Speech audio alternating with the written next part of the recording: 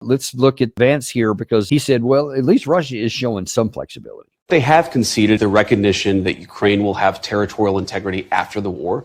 They've recognized that they're not going to be able to install a puppet regime in Kiev. That was, of course, a major demand at the beginning. And importantly, they've acknowledged that there is going to be some security guarantee to the territorial integrity of Ukraine. Again, definitions are important. When the Ukraine side says territorial integrity and when the Europeans say territorial integrity, they're thinking 1991 borders, which is what they had in 2014 before the West set the conditions for them to lose it all. See my earlier show today for all the details on that. But when Vance there and Russians are talking about territorial integrity, they're talking about whatever's left. So at the moment, the offer is if you withdraw from all four of those oblasts there that you have control over and move past the administrative borders of them all, then what's left will be you'll have integrity over that territory going forward. So not quite the same definitions here.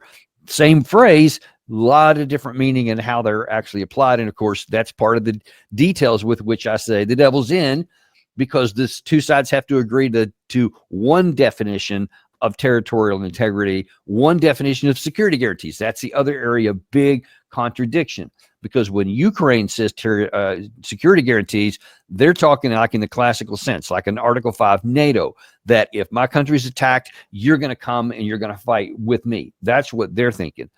Russia, on the other hand, when they hear security guarantees, theirs is much more thin, much more on the paper, which they want it to be not just NATO members, not just Western European military powers like France and UK, but members of the United Nations Security Council, the permanent members, France, UK, the United States, and China, and Russia.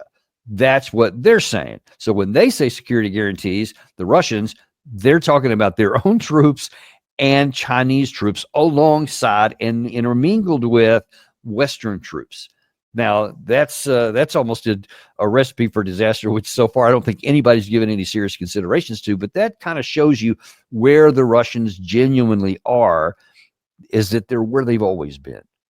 You can go back to Putin's June 14th, 2024 statement, which we've shown you many times, where Putin says denuclearization, demilitarization, denazification, non-nuclear status, no NATO, and we get the territory. That's where he said it then. That's what they said in Istanbul a month or so ago, and that's where they are today. So for there to be a Putin-Zelensky bilateral meeting, then the Ukraine side has to agree to that. So at the moment, there is no rational possibility of it. So we should just forget about that. It's not going to happen until the pain pressure has been put enough on Zelensky that he is going to agree to that. And there was a far right, very nationalistic Ukraine YouTuber over the weekend that, at least according to some X accounts of what he said, is posted this morning. I saw that he said if Zelensky gives away 1 inch of territory, then it'll be political suicide and might eventually cost him his life physically, because there's too many in Ukraine that won't allow that. You've heard Larry Johnson talk about that a number of times on our channel. So I give that serious consideration. I doubt that Zelensky thinks it's just political posturing either. He's got to be very concerned about that. So, I mean, that shows you what kind of pressure he's under, that he may have just as much of a threat from his own countrymen who are rabidly pro-Ukrainian and will not see any realistic, and the pressure he's getting from the White House to make those very concessions. So right now, we don't see any evidence that there's going to be this bilateral meeting. And if there's no bilateral, then there's no trilateral. And if there's no trilateral, there's no end to the war. That's just where we are right now. And if you want to know where Zelensky is in all this, kind of what his mindset is, this is the speech I'm going to show you here in a second, something that he said over the weekend. I have to read what's written underneath here, because they had some music underneath it, and that gets us demonetized, so I can't actually show that here. But he said some really strong things there. Gary, if you can roll that one up.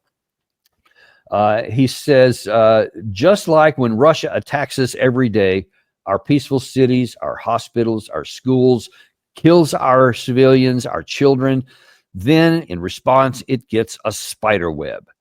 And this is how justice strikes. This is how Ukraine strikes when its calls for peace are not heard. How many times have we proposed a ceasefire?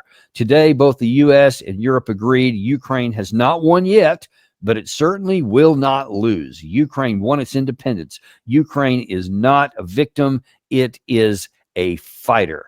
Those are some really strong words. Now, I get it. That's on their Independence Day. He wants to sound tough for his people at home.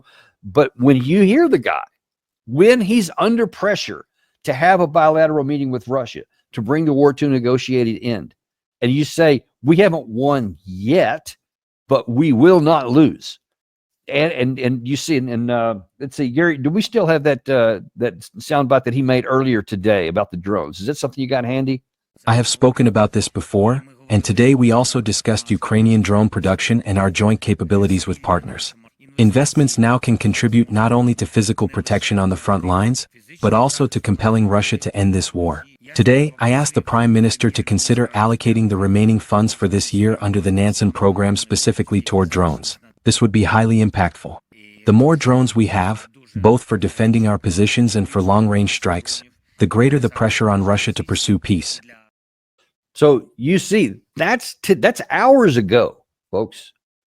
In the midst of all this pressure from the White House for him to meet with Putin to bring the war to an end, and apparently in the pressure he's got even on his own domestic front there, he is still pushing for, I want more drones, I want more manufacturing capacity, I want more help to put pressure on Russia. So he's going to continue striking. You may have seen that Ukraine side continues to fire lots of long-range weapons into Russia. It's not just Russia into Ukraine.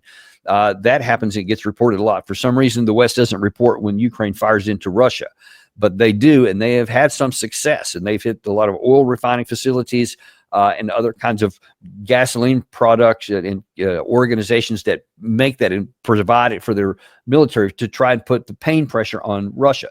You heard him say with his own mouth right there that he wants to bring pain on Russia to bring them to a negotiated settlement that he likes. And only then will he talk to Russia. That's why he wants a meeting with Putin so that he can be seen as an equal. We know that's not going to happen. Russia's not going to. Ukraine continues to look for ways to fight. They are not even talking about how they're going to end it. Even in these negotiations, one thing you have not heard, at least I have not heard, and I look carefully every day, what either the European side, whether that's as a group or any of these individual leaders they have, or Zelensky, even when they talk about a just and lasting peace, nobody ever defines it. What does that look like? How much territory are you willing to give up? Are you willing to give up the line of contact? Yes, that's it. Everything that the Russians have on the line of contact, we're going to let go. Some people have mentioned some of that, but only then Zelensky, the only thing he said is that's where negotiations will start, at the line of contact, meaning I won't even contemplate any of the territories that we own in the 4 regions that Russia is looking for. So you just have him digging in his heels and saying, we're not going to go any further. And I have serious doubts that, and apparently according to this rabid pro-Ukrainian YouTuber, that Zelensky will even concede and sign away the areas where on the other side of the line of contact. Because it's just hard for me to imagine that he would do that. He's not signaled any willingness to. All he wants to do is continue to push Russia. And you see in the words that he used over the weekend, we haven't won yet, but we will not lose. Now, what do you think the Russian side's going to think when they hear that? Does that sound like somebody who wants to be a partner for peace or wants to have a negotiated settlement? That sounds like somebody who wants to keep fighting. And so the Russians are. That is their plan A. Their plan A is to keep fighting until we win and hope that the plan B, which is a negotiated settlement, works on the other side. They are glad they're talking to the American side. They're glad that there's some willingness to discuss that. But the plan A is what they're operating under right now, which is to continue fighting. And we saw that in May from the Russian ambassador to the United Nations, Nebenzia, where he said, we'll either win it in negotiations or we'll win it on the battlefield, but we will have it one way or the other. And we're actually going to have the deputy Russian ambassador on the show tomorrow, and we're going to get to ask him some hard questions, and that will certainly feature prominently in one of the things we ask, and we'll hear it from their own mouth where they still are. But let's look at in the closing here. Where does that leave America? Where does that leave President Trump? Because he had all of this, flurry of activity in Alaska. You saw him talking there just minutes ago before we came on the air here. He said every meeting with Putin is a good meeting. And apparently the last one he had, because he said in answer to one of the questions, yeah, I've talked to Putin since that day, since the Alaska. So it's clear that he continues to say the same thing that Putin does. And that leaves Trump in an awkward position. He wants to get beyond the war. He wants to talk about these nuclear reduction issues, but he's in a real bind here because Europe and Ukraine aren't.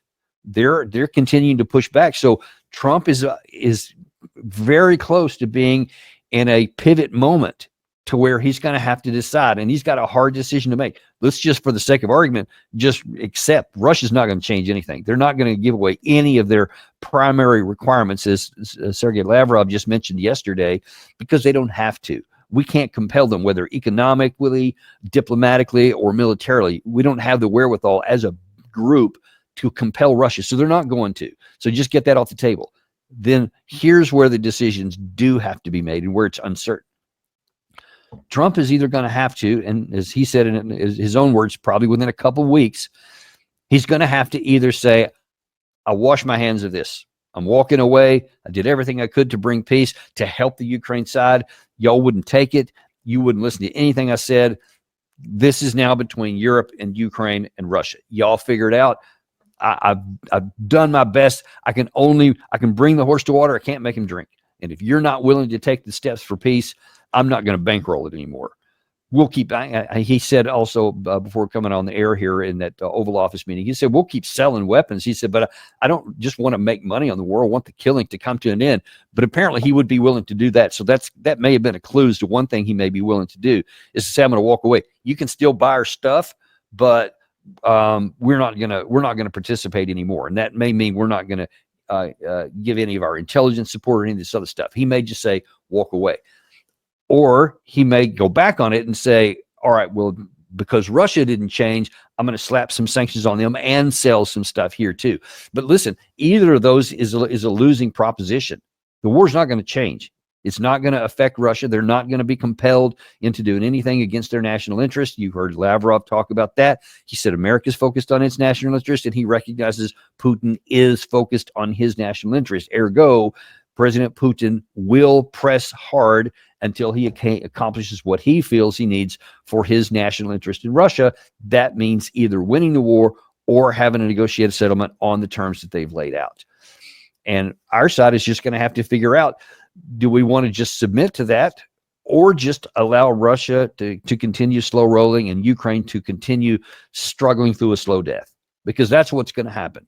They're going to lose more territory. They're going to lose more men by the day. All this death that Trump laments will simply continue on if he goes down the path of just taking hands off or just selling weapons, or the other one of, trying to look tough on Russia and put more sanctions on it. Won't make any difference.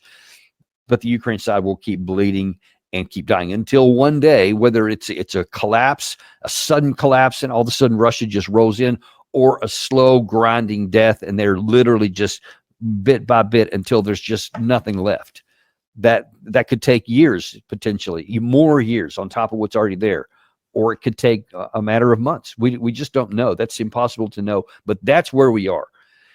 And for the sake of the Ukrainian people, for the sake of the soldiers that are still alive, I pray to God that some kind of either sanity or some kind of compulsion or an epiphany of reality will strike the Ukraine leaders, the European leaders, and that maybe Trump can use some of his leverage to coerce the European sides to say, you're not going to support Ukraine either.